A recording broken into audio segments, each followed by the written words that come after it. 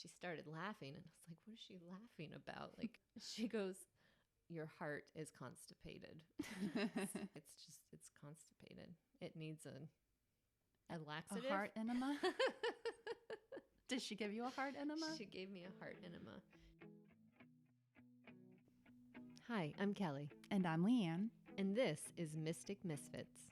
In this conversation, Kelly and I are going to discuss a process known as cord removal. And as usual, we're going to get personal with it and talk about the experience each of us have had with this procedure or ritual or ceremony or whatever you want to call it, and the effect it's had on us and our relationships and even our health. So get ready for a topic that's a little different, a little out there, but also really down to earth with real world implications for how you connect to others and to yourself. As always, hope you enjoy. Okay, so today we're going to delve into the world of cord removal. We both had it done.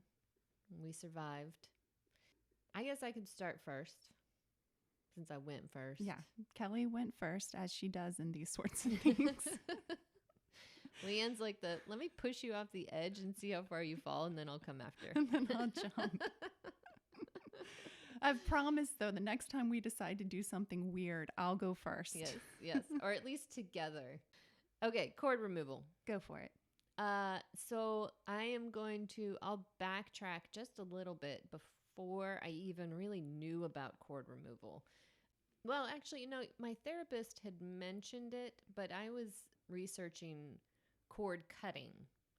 So guys, just let that sink in for a second. My therapist. A certified, what was her licensing?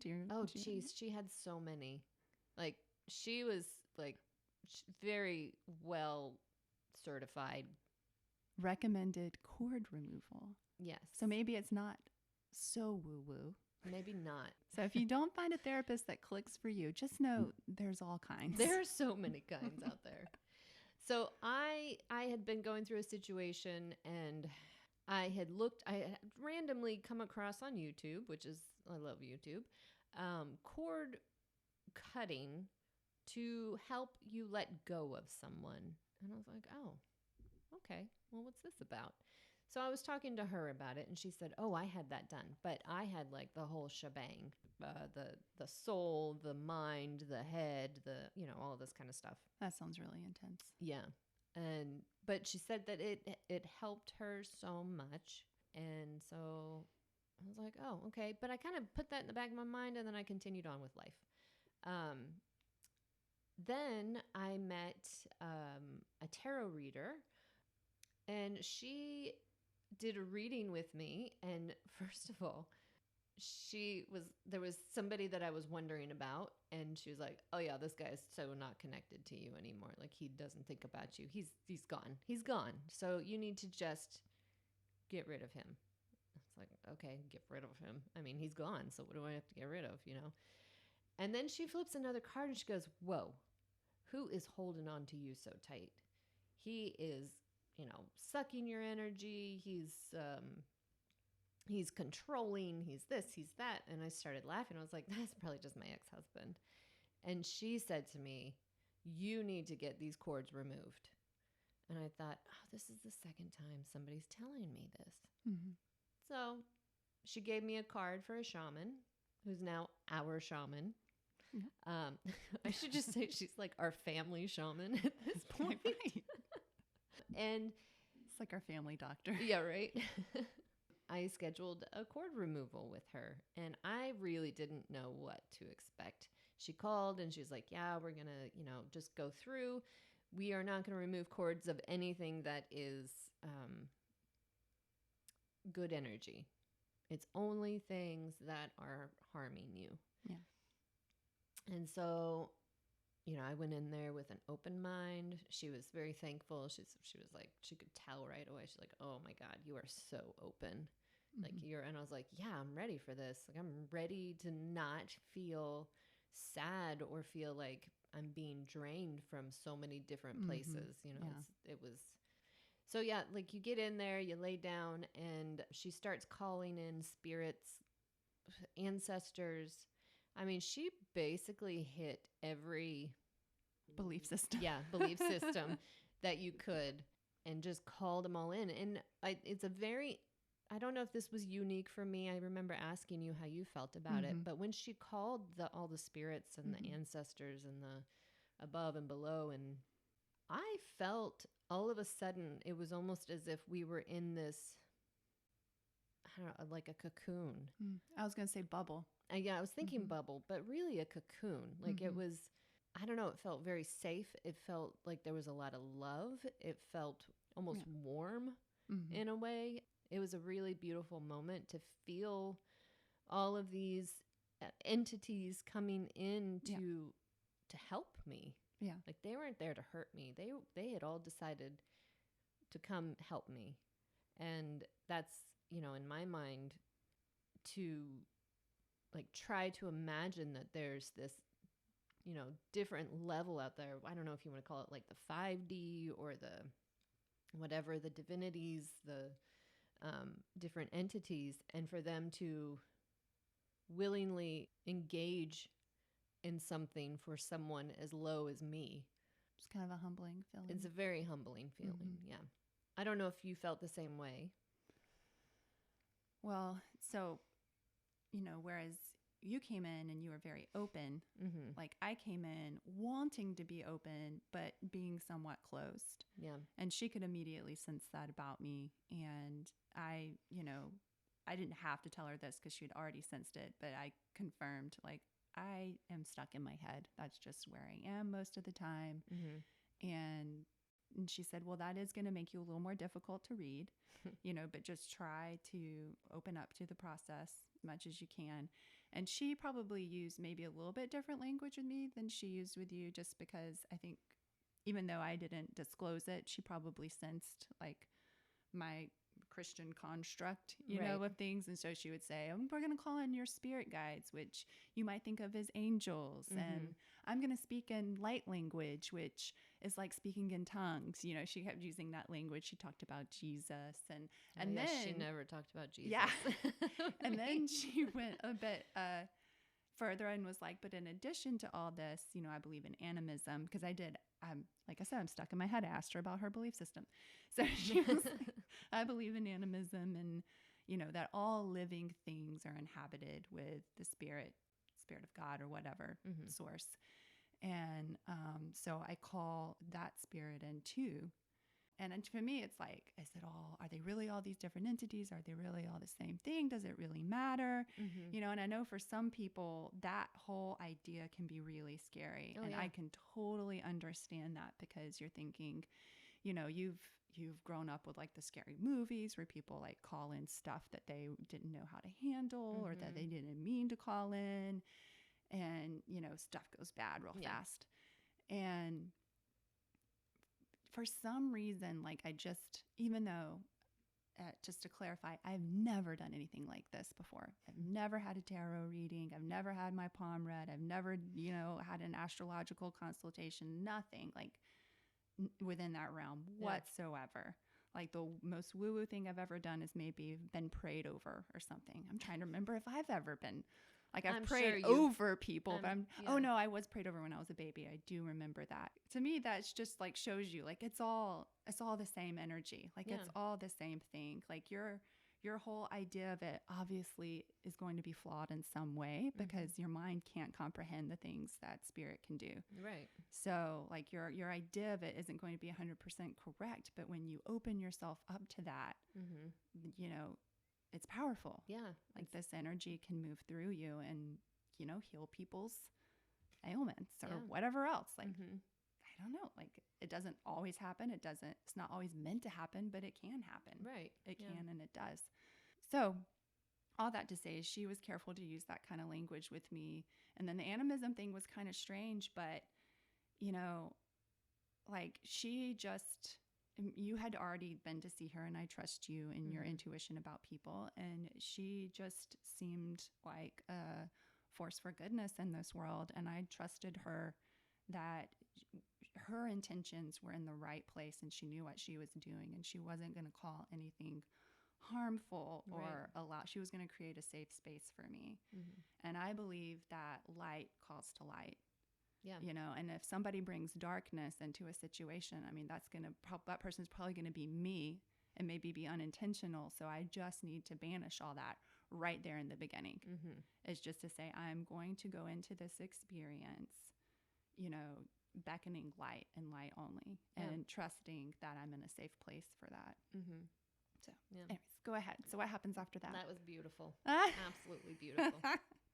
See, I can tell stories, but then Leanne can make them sound so elegant. And That's insane. Okay, so let's see, where were we? Oh, so she had called in. We were in our cocoon. And yeah, she had told me, she was like, I'm going to be speaking in light language. But she didn't tell me, it's kind of like speaking in tongues. She was like, basically, the spirit will talk through me if it feels it needs to, but it will come out as light language. So your body, your higher self will recognize what's being said, but you will not. She's like, I don't even know what I'm saying when it comes out. That's interesting. So that's how she had explained it to me. Mm-hmm.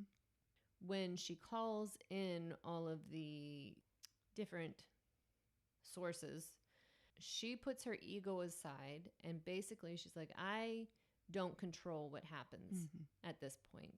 Everything that I do is through, like, the spirit is working through me. Spirit recognizes something, and it might be something that's a little hard to hear, but it's still going to come through because it's spirit, it's not me. And I won't be able to, like, sugarcoat what's being said. Right. So then it was like, okay, well, let's get started. I thought I'd have a lot more chords than I did.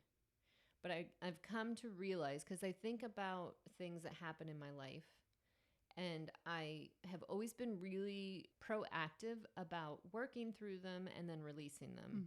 So when I think about, people from my past, I never have a horrible thought about them. It's always like, oh yeah, well, I learned this from them. That's the mentality I have. So there weren't as many chords as I thought there would be. Yeah, you weren't still holding on to those emotions. Right. So, and she even made a comment. She's like, oh my gosh, you barely have any chords down here, because you start from the root, the root chakra, and you move up the chakras. So, the basic ones were like stuff that happens in your childhood. And those were kind of boring for me. So then we moved into the solar plexus, and that's where, things started happening for me. The solar plexus and the heart were my two big ones. And I knew when she got to my heart, especially, I was like, we're going to have some fun when we get here. And I had some really big chords. So one of the things that I was a military brat, so we moved every 3 years. And it was always hard to try and figure out how to acclimate to the new school, to the new neighborhood. It's always different, and, you kind of have to make friends quick. And so I think there was some sort of mentality that was built into me to, let's just blend in with whatever's happening, because that's the easiest way to make friends. And then, but then the second that I felt like the people didn't like me anymore, it would be like, oh, what's wrong with me? It developed this low self-esteem, but, I wasn't being myself. So what did I expect? You were constantly having to be a chameleon. Yeah. So that was one of my chords that she removed. And she was like, just start naming people that made you feel like that. And I was like, oh my God, there's no way. Like, I know a million people. Like, there's no way. I've tried my whole life to forget them. I know. I don't know names. So that one was interesting. But then we moved into the real reasons why I was there. I mean, I was there for everything, and I had actually, this is a side note, I'd had a medical emergency earlier this year where I was having trouble in my heart area and in my ribs. And it got to the point where I actually had to be taken to the emergency room from my son's basketball game. It was a very embarrassing moment for me, because I don't like that kind of stuff. The ambulance came. I had 10 firefighters. It was just, I mean, it was nice to have the attention, but of They the men. they of the probably men. enjoyed the distraction. Yeah. But the doctors couldn't find anything. They're like, your heart's fine. Your this is fine. Your that's fine. There's nothing on the ultrasounds. Mm-hmm. But it was still there. And it was this constant like pressure and pain. And it was like moving. It was getting bigger. I couldn't figure out what it was. The shaman figured it out. I told her before we had started, I said, I'll be very interested to see if there's something going on in this. And I kind of showed just like through my hand over my heart area. And I was like, in this area, because I've had a lot of trouble. And so she put her hands on me and she literally traced the exact path that the pain is in, because it would wrap around my back. Mm-hmm. And she was tracing it and she goes, I can feel it right here, and I can feel it here, and I can feel it here. Mm-hmm. And so when we got to my heart area, my heart chakra, she said, this is this cord. It's a cord that is wrapped around. And she started laughing, and I was like, what is she laughing about? Like, she's telling me that this pain is like some this has serious been terrifying cord. me for months. Yeah, I mean, it's like, and she goes, I am really sorry that I'm about to say this, but it's the only thing that they are telling me to say. Your heart is constipated. I feel ya. I was like, oh my gosh, so my heart was constipated. And she's like, it's like you opened your heart up, which I did. I had opened my heart up around November, Mm-hmm. but because it had been closed for like 10 years or something, she's like, it wasn't able to flow. Mm. So it was constipated. And the amount of pressure, like that energetic pressure, is what you're feeling. Mm-hmm. She's like, it's constipated. It needs a laxative. A heart enema? Did she give you a heart enema? She gave me a heart enema. She just removed the cord that was wrapped around it so that it could move better. And I'll tell you, I haven't had any pain since my cord removal. That's awesome. So anyway, that cord, though, it was the biggest cord in my body, and I was expecting it to be from someone else. And she said, you put this cord on yourself a long time ago. And it has everything to do with self-worth, self-love, and your identity.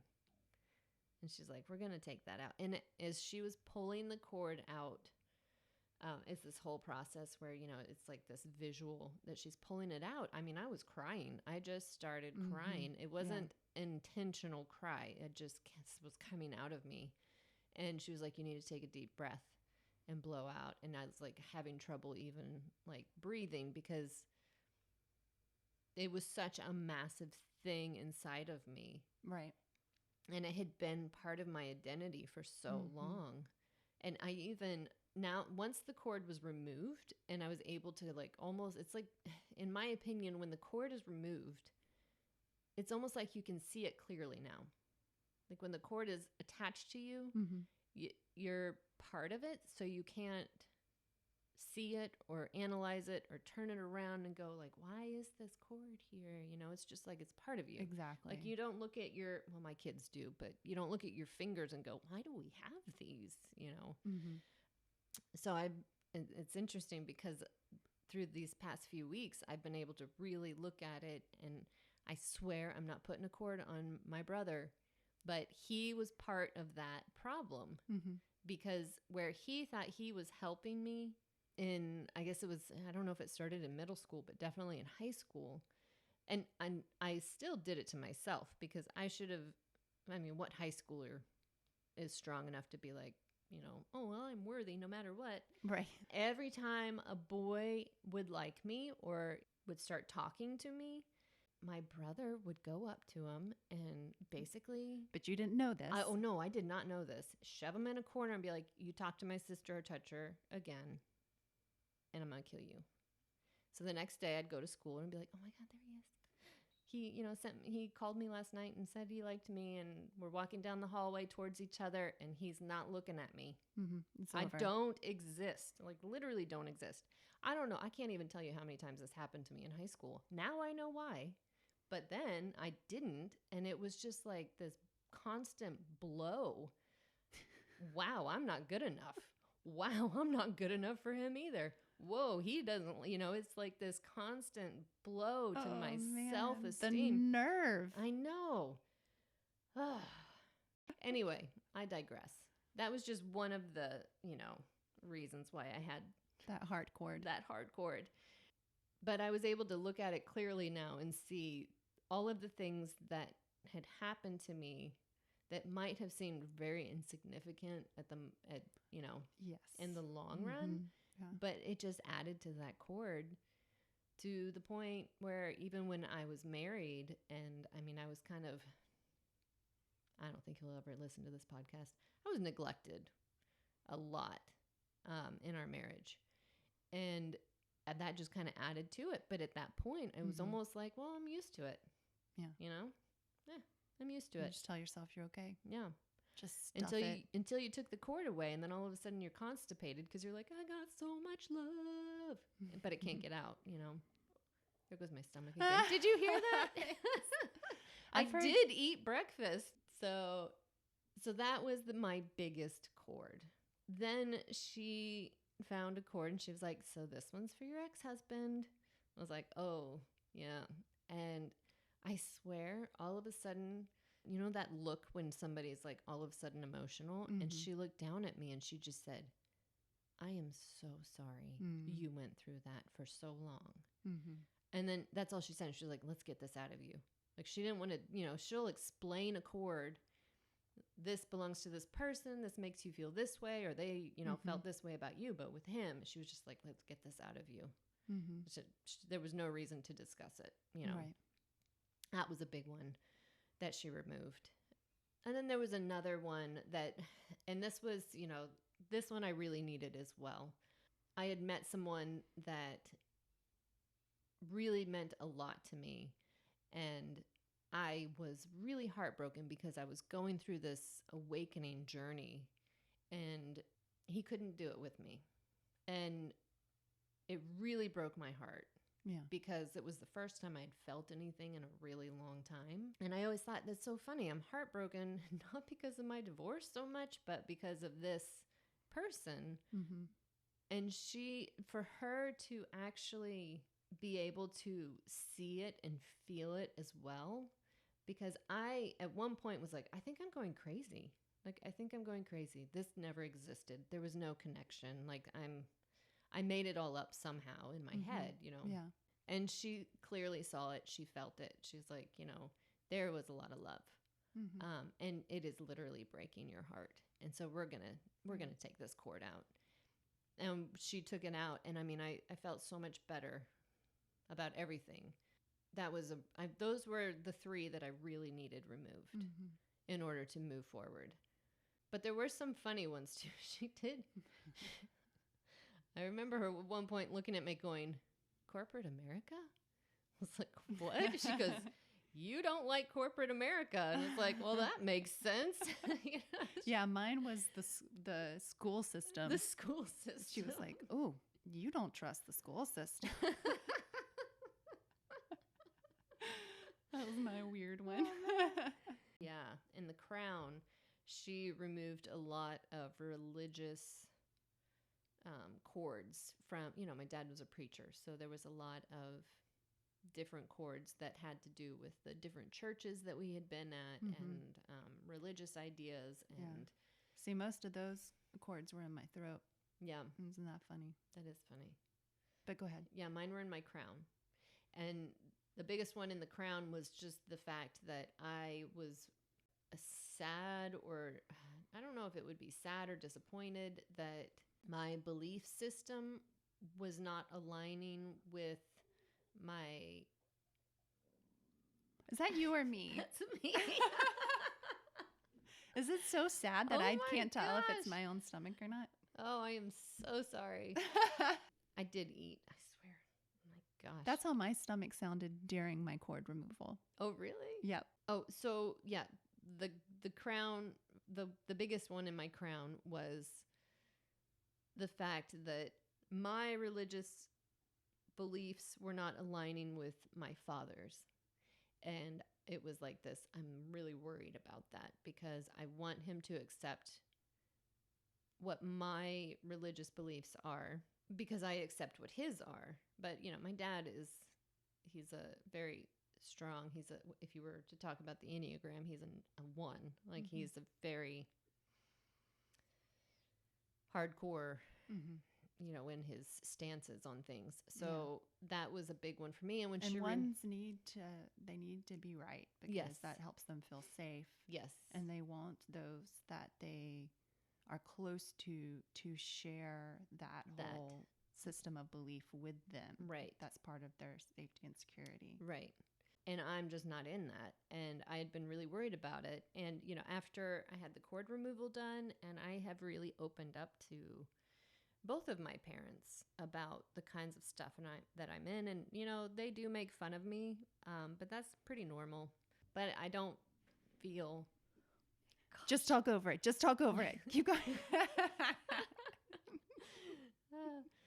I think we should just put the microphone down to your stomach and let it have it say. I know, let my stomach say what it wants to say. And yeah, everyone in my family basically is making fun of me for everything that I'm doing now because, I've learned how to read tarot. I am in tune with spirit. I'm, I talk to the universe. I do all these kinds of things, and they love to make fun of me for it. Yeah. But I just don't give a fuck. Oh, I know. Like, go ahead, make fun of me, and then I'll that's get how in. we were raised, though. Is like anything kind of new agey those are just soft skull, woo woo, funny, easy target. Because it's if it's somewhat threatening and you're able to kind of like make fun of it and show how stupid it is, then you can keep your weird ass belief system right. And yes, exactly. Yeah.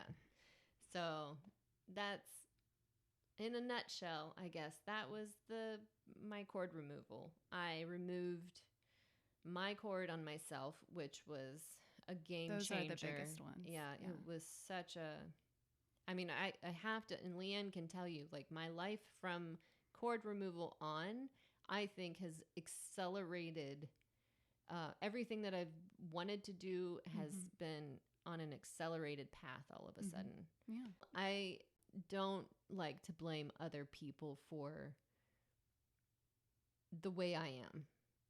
So it was really nice to get those 2 cords removed also from my heart that were holding me back. And that's really like what I see this is all about. It's just like, what is keeping you from moving forward? Yeah. Like, what are you still tethered to? And like you said, like you don't, these are things that you don't see. You don't even recognize. There's so much a part of you that you don't even recognize them as something that you can let go of. Right. Like, who knew you could not have that? For instance, the self-worth, self-love, it just seemed like, well, that's just who I am. But it's not. Yeah.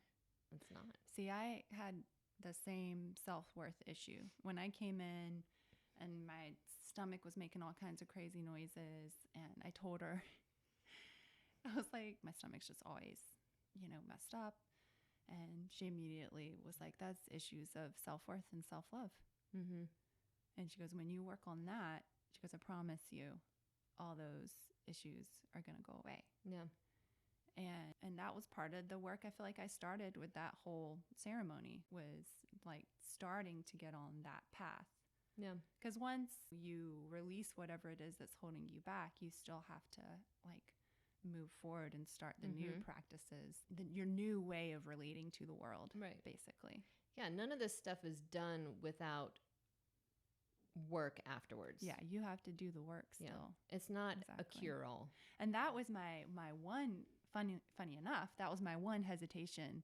Like, I had a very brief moment of hesitation, when I was still waiting to go for this, where I thought, oh, what if I am like just trying to take some sort of shortcut to get past this spiritual work that I need to be doing myself. That I need to be doing the hard way.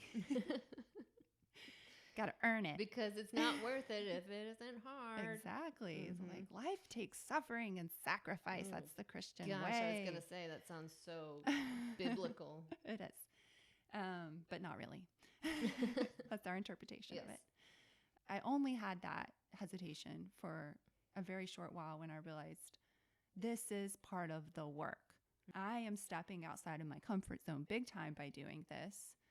Not only that, but it's not like she's magically turning me into a new person. Like I still have to do the work. Yeah. But for me, it was really about like, I need a little bit of insight because I feel these things in my life that are holding me back, but I don't feel like I'm able to see them fully. And one thing that I learned during the process of the cord removal was that some of the things I wasn't seeing because I don't allow myself to see them. I don't allow myself to look at them and own that I actually did have that emotion, that negative emotion in that certain situation in life. I mean, she pulled things out of different situations in life where way in the past where I was like, oh no, that was fine. We were fine. They were fine. I'm fine.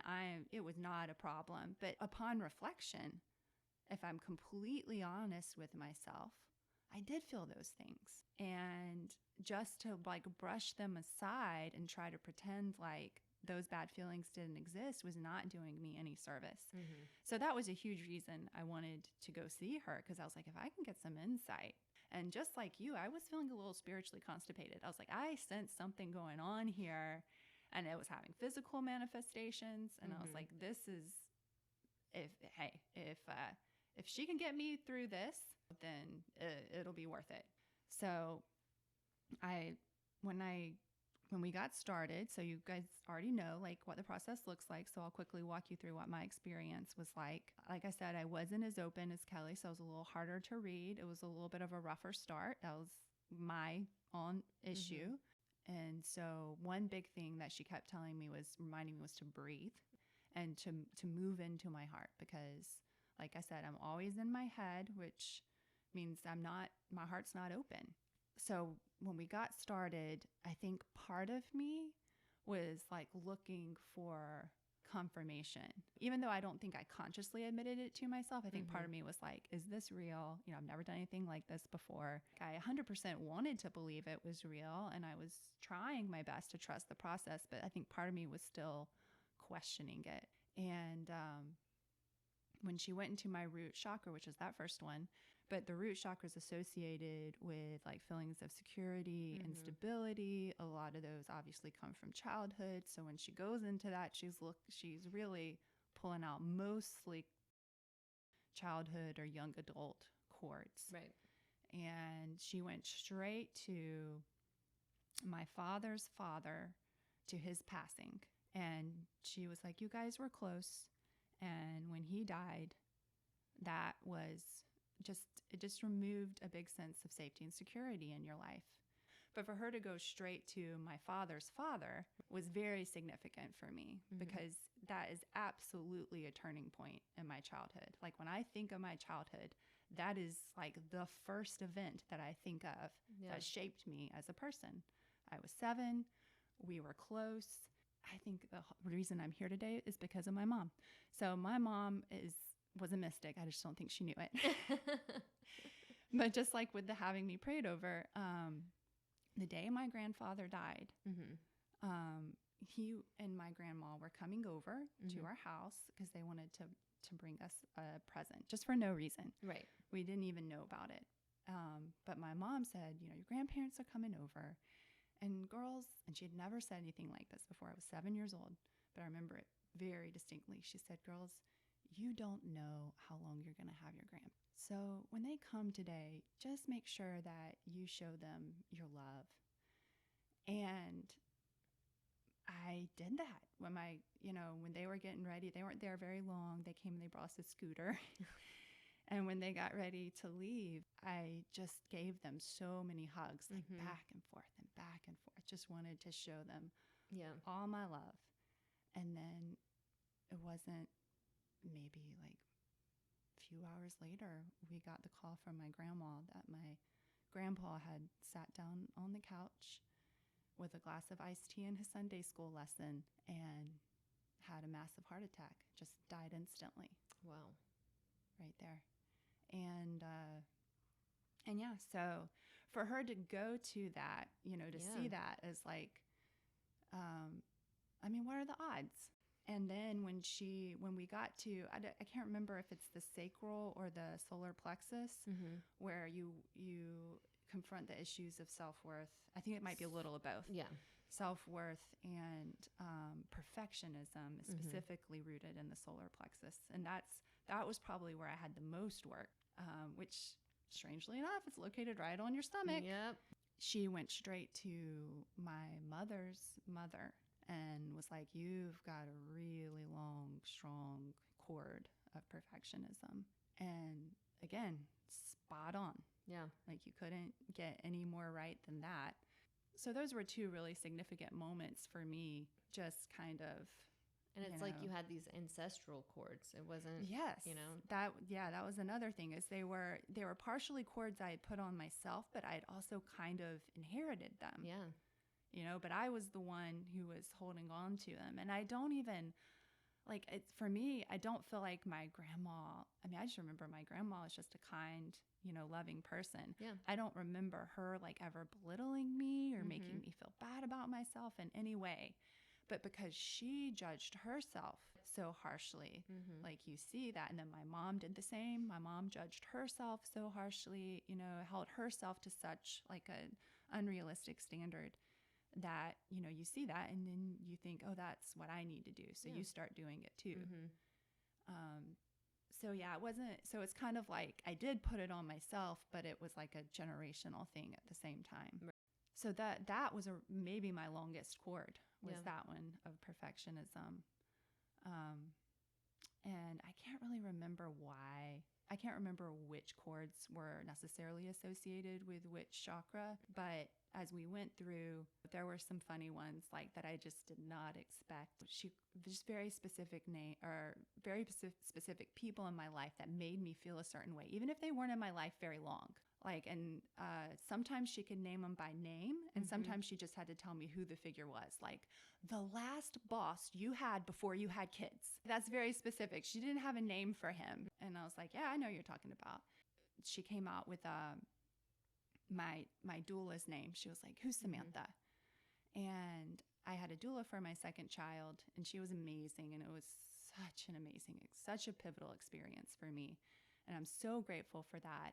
But she was like, this was a positive relationship, but you've attached a negative cord to her. And I was like, what? She's awesome. I'm thinking in my head, I would never do that. She was like, well, and I didn't say this out loud, but I'm thinking in my head, what? And she was like racking my brain, like, what could it be? And she was like, well, it's jealousy. It's envy. And I'm the kind of person who would like never admit that. You know, like I'm just like in awe of people, I'm so happy for them and what they've done with their lives. I wouldn't admit that like, oh yeah, I wish I could do that. I wish I could be like as free and as open and as determined and all those things, But yeah, she did have something I wanted. And even though I didn't have jealousy and kind of like that, conscious or just like bitter way where it like festers or anything. But if I was completely honest with myself, I was like, yeah, I did want that. Yeah. And I think that's a big problem for me is like admitting things that I want. Right. Because I don't need to want anything. What does everybody else want? That's what I want, make everybody happy. So yeah, those were very interesting things that I wouldn't have been able to see or to admit on my own, but she saw it and recognized that it still affected me in some way. Right. And, just to kind of like bring it out in the open was a very good experience for me. And right about that time, I was like, I have to go pee. And I had peed like literally, intentionally right before I walked into the room. So I'd already used the bathroom. Yeah. And she goes, oh, that's totally fine. That's just your body releasing. And I was like, oh, that's interesting because I really shouldn't have to pee right now. I'm not the kind of person who pees all the time. I'm just not. Yeah. I don't know. I have a big bladder or something. I don't know. So I went and I went and I went and I went and I had not drank that much this morning. Yeah. And all I could think is like, and I can tell when I'm retaining water, all I could think is like, my body has retained all this water, inflammation, I don't know what. And for some reason, whatever's happening right now, it's all coming out. Yeah. Because I just went forever. And so, and when I got back in and laid back down for her to finish, because she still had a couple more chakras to work through, felt so good. Yeah. I was already feeling like so much lighter than when I had come in that morning. And let me tell you, I cried a lot during this process. Yeah. And she had to just too. keep reminding me to breathe through. I mean, it releases so much emotion. Yeah. And for me, like, I don't, like, it's the moment, like, those emotions, like, bubble up and start to feel overwhelming, I hold my breath. Yeah. I don't know if everybody does that. I know I do. But I think it might be a normal thing. I think, like, it's part of me thinks that it's resistance. It's resistance to the feeling. Like, it's not okay to feel my feelings, which obviously for somebody who's stuck in their head, they told themselves a long time ago, it's not okay. My feelings are too much. Oh, that was my other biggest cord. That was it. Is she told me that at some point I had decided that my feelings were too much. And that's why I'm stuck in my head all the time. She goes, what she told me is I had too much love. Yeah. I had too much love and it was too overwhelming and I didn't know what to do with it. And so I had a very similar cord. I just I hid in my head. Yeah. I moved out of my heart and into my head. Now, why do you think you had that cord? Because I know why I had that cord. I was specifically told you're too much. Well, she asked me, she said, when did this start? And I know I was a child. I was a small child when I started to do this, because when I was a very small child, for some reason, I had very poignant feelings, very strong. And I know kids have strong feelings, but they were a lot. Yeah. They were a lot. Like, I could just see, like, it was empathy. Like, my empathy was so highly attuned to other people. Just the suggestion that somebody might be in pain or that they might be suffering, and I would just be flooded with emotion and I would cry uncontrollably. I cried in every single movie I ever saw. Didn't matter if it was the happiest movie made for kids, but let's face it, there were some pretty messed up movies when we were kids. Yeah. Something messed up happened in every single children's movie when we were kids. Yeah. We're talking about the 80s right now. Yeah. So like every movie just tore me up, and my dad got to the point where he would just kind of laugh at me like, there she goes again. You know? Like, they didn't know how to handle it. I mean, sometimes he'd be like, come over here, and he'd give me a hug, you know, but also sometimes it was just kind of funny for the people observing it. Like, this kid is too much. And so, and I wasn't a very verbal kid either, so I kept it all inside, but the emotions would come pouring out my eyes. And so at some point I just decided I can't live this way anymore. It's too much. I've got to protect myself. And that's when I started moving into my head and just started like thinking, instead of like knowing how I felt in a situation, I would think, how should I feel in this situation? And then my thoughts would then interpret what I did. Yeah. But I wasn't allowing myself to actually feel how I felt about any given thing. Yeah. So moving into my heart was one of the biggest recommendations that she had from the whole thing. It's just like, move into your heart. And there's a Buddhist practice that she referenced, which I've been meaning to research, which is basically, it's just a practice of moving from your head into your heart. Yeah. That she wants me to do, as well as the breath work, like breathing into those emotions. Yeah, basically like letting them pass through your body and really experiencing them, instead of just like holding your breath and trying to stuff them down and hoping they go away. And it made me think of childbirth, but it made me think of like how different because I had two kids, how different those experiences were. Because with the first one, I didn't have a doula. I was, like I said, I'm in my head. I was like, I have a plan. I've done my research. It's written out. This is what's going to happen. And like 32 hours into labor, I couldn't physically keep it together anymore. And my plan went sideways. But, I was like, I know people do it. Like they can be in labor for 2 days and still do a natural birth. I was like, I can do it. Until my body just was like, no, you can't. And then with the second child, like I did a doula, and instead of doing all like the head research, like all the scientific, like these are the different procedures that can be done, the different drugs they're going to try to give you, and this is what happens to the baby, and this is, like instead of all that, I started getting into, I read that book, Spiritual Midwifery, Yes, which love that book. Kelly had recommended to me a while back, and, my doula recommended again. And I just started like understanding the experience in a whole new way of just like opening up and the breathing into it. Like there's a reason why holding your breath is resistance and why breathing is such an important part of childbirth.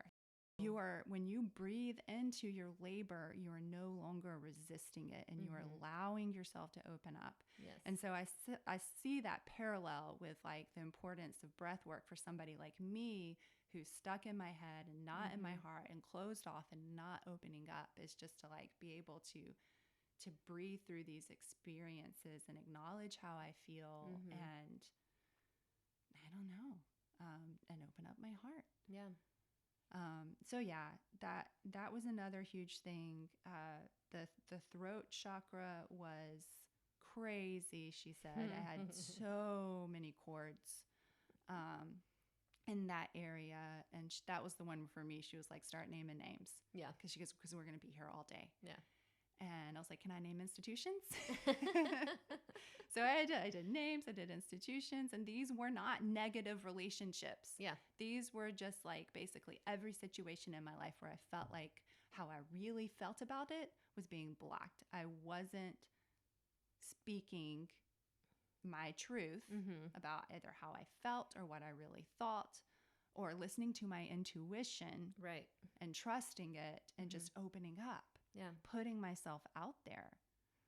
Not on any level. And she was like, some people are, they're really eloquent. She was like, other people, like they can't really necessarily express themselves the way they want, but man, do they try, and they're very vocal. And she was like, you don't do any of that. You don't express yourself at all. Yeah. So, and I knew that, like, I knew that was coming, but that was, a really important affirmation to get. And then finally, like, this is about the way that you experience God in your life. And she said, you feel like you have to understand the right way to do it, and whatever it is that you're doing, whatever it is that you're attempting, you feel like you have to understand it with your mind before you can actually do it and allow yourself to experience God. And she was like, I just want you just to start experiencing God. Yeah. Stop overthinking it. Basically, she was telling me, get messy with it. Just get messy with it and really, Yeah. Go That's why after she's going to it. go first next time we do something. Well, now it's your job to remain. Exactly. To do the work and to, because you could get back to it. Just like with Absolutely. any cord, you can, you can reattach. Yeah. I was so worried when I got home from my cord removal. My ex-husband was at the house, and I was like, oh, fuck. Here comes that cord again. It's going to start all over again. But it didn't. I resisted it. I just kind of like I put my wall up, and I was like, I'm not doing that again. I'm free. Yeah. You're Teflon now. Yep. Just slides right off of you. Slides right off of me. And it did. And so, but you have to, it's a conscious thing to recognize when there's somebody in your life that can put a cord on you and, basically deny it. Yeah. I'm not holding on to this negativity. That's the difference. It's like, hey, you can feel how that makes you feel. Like, feel it. Like, that's good. But you don't have to attach to it. Right. You don't have to hold it. Identify with it. Right. You don't have to take it to bed with you that night and I would love it and I would hug it. It's like and Gollum kiss with it. his precious. My precious. Yeah. Yes. And then I would get these big old cords from it because I nurtured it. Yeah. And so now it's like I know that these things need to be said, and I know these things are part of life, and I'm not denying that. But I'm not going to nurture those moments in my life anymore because there are too many beautiful moments that I could nurture when I go to bed at night. Too many things that I could think about. I don't need to have the negativity. I don't need to have those people or those ideas in my mind when I go to bed. Mm-hmm. So that was another part of, I don't know. It's like you get to have this reset when you get a cord removal. Mm-hmm. And it's up to you whether you remain this way. Yeah. Or That's a good way to put it. I think the shaman used this phrase, giving them their power back. Yes. Mm-hmm. Because I guess when you attach a cord to someone, you're putting a certain expectation on them, and then they kind of lose their power to respond in a different way because they're feeding off of that expectation that you've given them. And so when that cord's removed, they have their power back to then respond in whatever way, just in a different way. Right. They have the choice. You're not putting that pressure on them anymore. Right. Mm-hmm. Yeah. And vice versa, Right. Mm-hmm. If they've attached a cord to you, and she removes it, then you're getting your power back. Right. Mm-hmm. So that's cord removal. It's a real thing, y'all. Check it out. All right. So until next time. Yeah. We're sending you love. And light.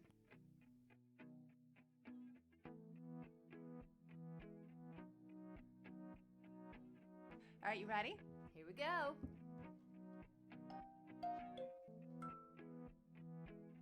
Mystic Misfits. That's us.